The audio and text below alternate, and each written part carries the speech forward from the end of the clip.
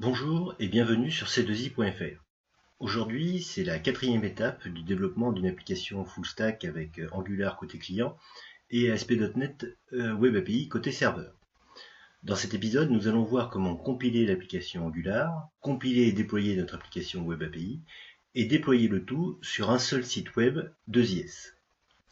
Alors la première chose que nous allons devoir faire, c'est de paramétrer notre application. Dans notre application Angular, nous voyons que nous avons deux fichiers qui sont environnement.ts et environnement.prod.ts. Ces deux fichiers ont été générés par Angular CLI et pour l'instant ne contiennent qu'une seule ligne, ne contiennent qu'une seule ligne.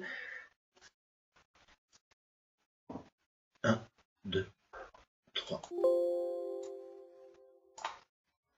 Si nous regardons l'application Angular qui a été générée par Angular CLI, nous voyons que nous avons deux fichiers dans le dossier environnement qui s'appelle environnement.ts et environnement.prod.ts. Dans environnement.ts, nous voyons que nous avons qu'une seule variable, qui est une seule constante, qui est la variable production, qui est à false.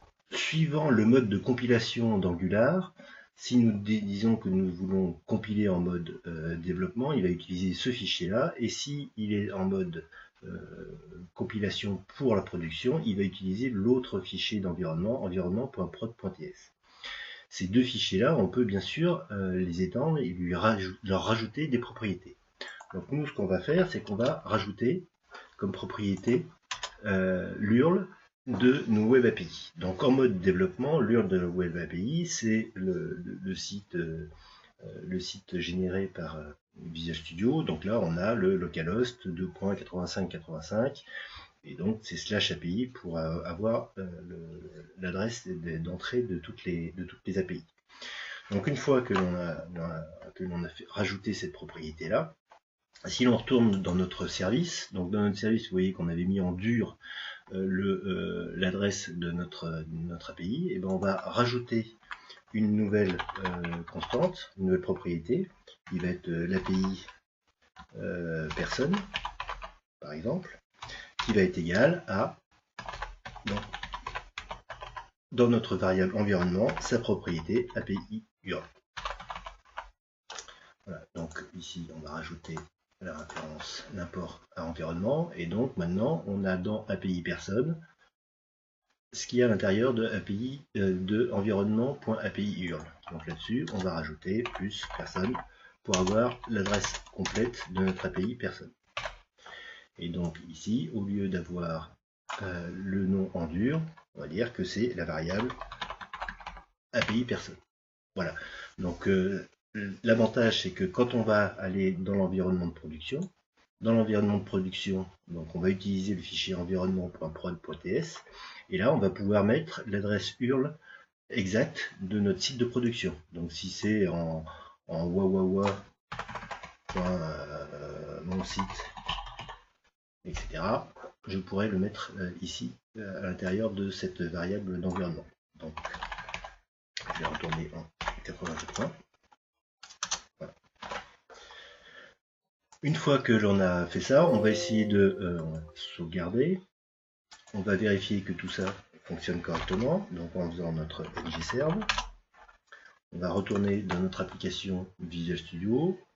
On va la lancer en mode debug. Et donc on va pouvoir aller interroger notre site web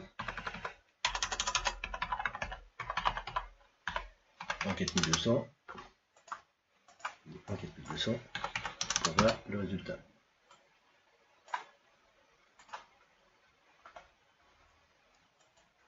Voilà, donc on voit qu'on a bien notre application qui fonctionne, et si on va sur la page personne, on voit bien qu'on a l'appel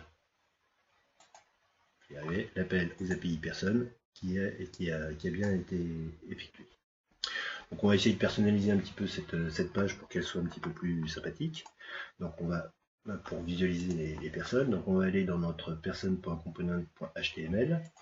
Ici on va rajouter juste dans un premier temps un ng container en lui disant disant qu'il sera visible qu'à partir du moment où la variable personne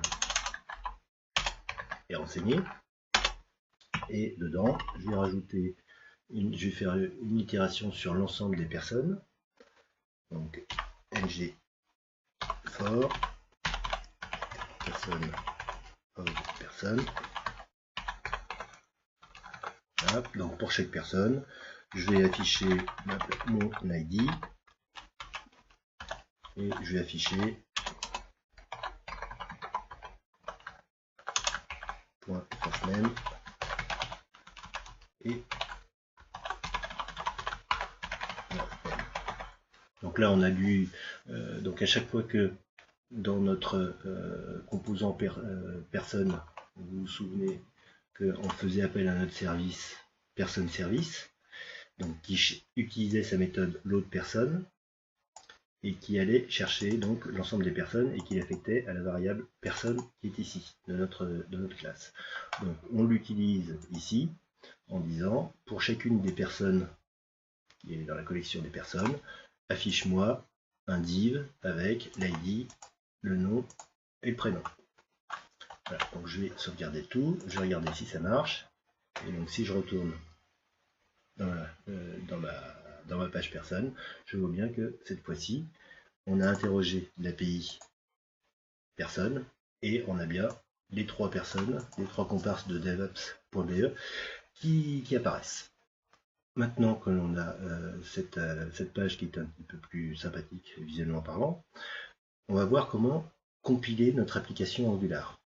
Pour l'instant, Angular, quand on fait un ngserve, il compile notre code TypeScript en fichier JavaScript et il les maintient en mémoire et ce sont uniquement ces fichiers en mémoire qui sont téléchargés. Donc là pour l'instant on n'a pas accès concrètement à ces fichiers .js qui sont générés à partir de notre TypeScript. Donc nous ce que l'on va faire c'est qu'on va vouloir obtenir ces fichiers JS une bonne fois pour toutes. Donc pour cela on va utiliser de nouveau Angular CLI et on va lui demander tout simplement de builder notre application. Et pour cela, c'est l'instruction build, ngbuild, qui va faire cette compilation. Donc on va lancer, alors ça prend un petit peu plus de temps. Et il va nous générer donc, ces fichiers dans un répertoire qui est indiqué dans le fichier de configuration de Angular CLI, donc dans le fichier angularcli.json. Et donc on voit ici que le fichier de cible, c'est le fichier dist. Donc une fois que cette compilation a été faite, vous voyez qu'il y a bien un fichier dist qui a été généré, dans lequel on a les fichiers .js qui apparaissent. Si on regarde dans l'explorateur Windows, on voit que l'on a bien des fichiers .js et des fichiers .map qui sont générés. Alors les fichiers .js, qu'est-ce que l'on a à l'intérieur? On a d'abord les vendor.bundle.js, c'est-à-dire qu'il prend tous les fichiers des références extérieures JavaScript qui ont été faites dans votre application et il va les compiler en un seul fichier .js. Donc si vous référencez Bootstrap, si vous référencez Angular et d'autres fichiers, il va prendre l'ensemble de ces fichiers, il n'en a généré qu'un seul, et vous voyez qu'il est assez imposant puisqu'il fait 2 mégas, presque 2 mégas 3. Ensuite, il va créer un fichier style.js. C'est-à-dire que l'ensemble des styles qui sont utilisés au sein de l'application dans nos composants, donc c'est ceux qui sont référencés ici, vous voyez que person.component.ts, il dit qu'il va référencer le person.component.css, qui est vide pour l'instant mais qui est ici. Donc tous ces fichiers .cs vont être compilés au sein d'un seul fichier .js qui va être la source pour l'application Angular. On a les polyfills pour faire de l'imitation et le main.bundle.js c'est le code source de votre application en elle-même. Si on ouvre par exemple avec Notepad, on voit que ici on a notre application qui a été compilée. Donc c'est essentiellement, donc là on n'a pas grand chose puisque le code source est vraiment assez limité. Vous voyez qu'on a notre code JavaScript qui a été généré ici. En même temps, vous avez les inline.bundle.js, donc c'est l'équivalent des styles.bundle.js, mais pour les fichiers HTML, donc le person.component.html qui est à l'intérieur. Alors pour certains fichiers qui sont un peu trop gros, il le met séparément, mais c'est un autre sujet. En même temps, il nous a généré les fichiers .map qui nous permettent de faire le débugage de notre application JavaScript, donc, ce qui est assez pratique. Autre élément intéressant, le fichier index.html. Si on regarde le fichier source de notre index.html ici, vous voyez qu'il n'y a pas grand chose. Il y a juste le titre, DRH, après favicon, etc. Et puis notre upload. Donc on n'a vraiment pas grand chose à l'intérieur. Si on regarde celui qui a été généré ici, il est légèrement différent. Si on regarde une fois avec Notepad++, vous voyez qu'il nous a rajouté des liens vers les fichiers JS qu'il a générés. Donc on a le inline.bundle.js, on a le style.bundle.js, etc., etc. Donc il va intégrer directement au sein de notre fichier index.html tous les liens nécessaires au fonctionnement de notre application, sans qu'on n'ait rien à faire. Revenons maintenant à notre application Web API. Donc dans notre application Web API, ce que l'on va faire, c'est que l'on va intégrer notre application Angular au sein de cette application. Donc pour cela, on va ouvrir dans l'explorateur de fichiers le dossier qui contient notre application Web API. Et on va aller chercher au sein de notre fichier dist les fichiers qui ont été générés par AngularCli. On va les copier et on va les coller ici, tout simplement. Donc là, on a un fichier index.html qui apparaît, nos bundles, etc. Si on relance notre application de Web API, donc cette fois-ci, au lieu d'avoir un message d'erreur quand on arrive sur la page d'accueil, puisqu'il n'y avait pas de page d'accueil, il va charger notre fichier index.html. Si je relance cette question ici, donc vous voyez qu'il a chargé notre fichier, notre application Angular complètement, et il nous affiche les différentes pages de notre application. L'intérêt de fonctionner comme cela, c'est que ici, je peux, au sein de mon person controller, mettre un point d'arrêt ici, et voir que quand je clique sur la page personne, je fais bien appel à cette API, et je peux débugger mon application de Web API. Là où ça va encore plus loin, c'est que grâce au débugage à l'intérieur de Chrome, je peux aller débugger mon application Angular également côté client. Donc je vais aller dans les sources, je vais dans Webpack, puisque AngularCli utilise Webpack pour la compilation. J'ai les sources, RCR, et ici, j'ai bien mon fichier application, j'ai bien mon fichier, mon dossier personne, et avec à l'intérieur mon composant person.component.ts. Et j'ai bien accès au code source de ma page que j'ai ici. Donc on voit que quand j'arrive sur cette page-là, je fais bien appel au service person service avec sa méthode load person. Donc je peux mettre un point d'arrêt ici. Et quand je vais cliquer sur personne, j'ai un point d'arrêt au sein de mon application Web API dans Visual Studio. Je continue. Et j'ai un point d'arrêt maintenant, une fois que ça a été appelé, au sein de mon application Angular, et je peux voir ici que dans personne, j'ai bien les trois personnes des Web API, Richard, Denis et Christophe, qui apparaissent. Donc je peux véritablement débugger complètement mon application des deux côtés, aussi bien côté Angular que côté Web API. Bien, on a vu maintenant comment déployer notre application. On va la déployer maintenant en production. Bon, pour ce faire, il va falloir dans un premier temps créer un site de JS sur lequel je vais déployer mon application. Alors, ça peut se faire sur Azure, ça peut se faire sur un FTP. Là, je vais rester en local avec mon 2JS local. Donc, j'ai créé pour cela dans mon gestionnaire de services Internet un nouveau site web démo Angular. J'ai dit qu'il écoutait le port 8080. Bon, donc rien de spécial. Et ensuite, au niveau de Visual Studio, j'ai fait un publish, hop, publier, Et donc là, j'ai créé une publication. Donc avec la connexion, je vais demander un web deploy sur mon serveur localhost, donc en local. Le nom du site, c'est démo Angular, puisque c'est celui que j'ai créé. Et l'URL de destination, c'est l'URL 8080. Je vais valider la connexion, et là, tout va bien. Si je fais suivant, donc je suis bien en mode release, et ensuite, je peux voir quels sont les fichiers qui vont être générés, et je peux publier mon application. Et donc, comme si je regarde, si je regarde le déploiement de mon application, je vais dans mon démo Angular. J'ai déployé donc mon site de JS, il est dans Wawawa DRH. Et là, j'ai mon application Web API qui a été déployée. Vous voyez que j'ai pratiquement rien. Donc j'ai le /bin avec les différentes DL, les différentes assemblées qui sont utilisées par mon application. Et dans la page d'accueil, j'ai rien. J'ai juste mon global.ajax et le web.config. Donc j'ai vraiment le strict minimum. Maintenant, je peux prendre les fichiers qui ont été générés par AngularCli, ceux qui sont ici. Je peux les copier et coller ici. Et donc maintenant, je peux revenir dans mon navigateur et aller sur le site web en localhost en 8080, donc sur le site de JS que je viens de déployer, sur lequel j'ai copié mon application Angular, et j'ai bien mon application Angular qui apparaît.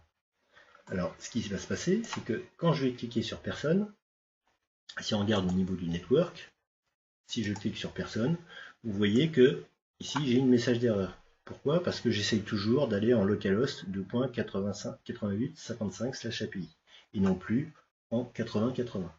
Pour cela, il va falloir que je corrige mon fichier de production. Alors bon, je ne vais pas corriger mon fichier de production, mais je vais demander de compiler mon application Angular de façon à utiliser l'environnement de production qui est ici.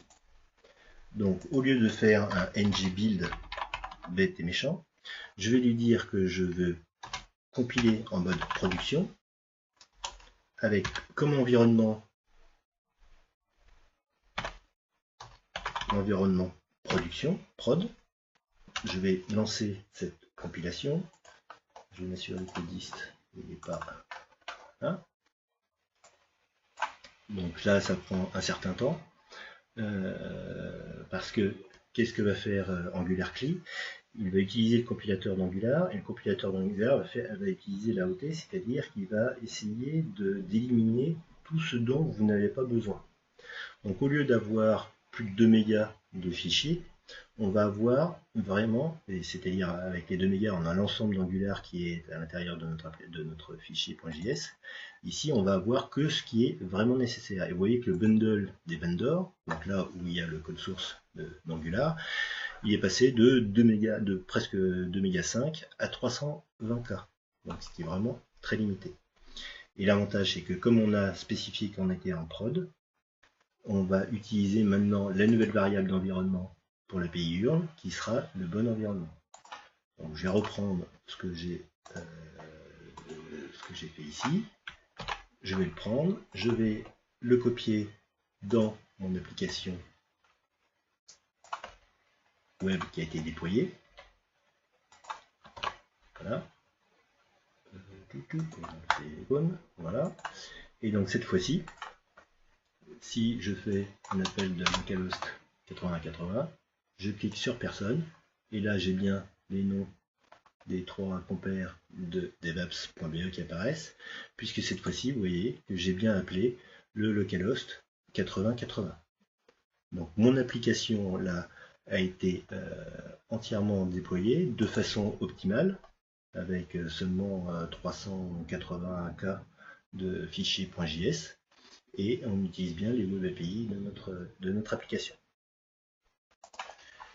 Et bien voilà, on a fait un tour complet du développement de cette application en full stack, où on a bien côté Angular une application qui a été développée avec AngularCli, et côté web API, un site en ASP.NET, web API, et on a vu comment faire l'intégration de ces deux applications en une seule, et voir comment le déployer sur un serveur de JS. Voilà, c'est tout pour aujourd'hui et à très bientôt.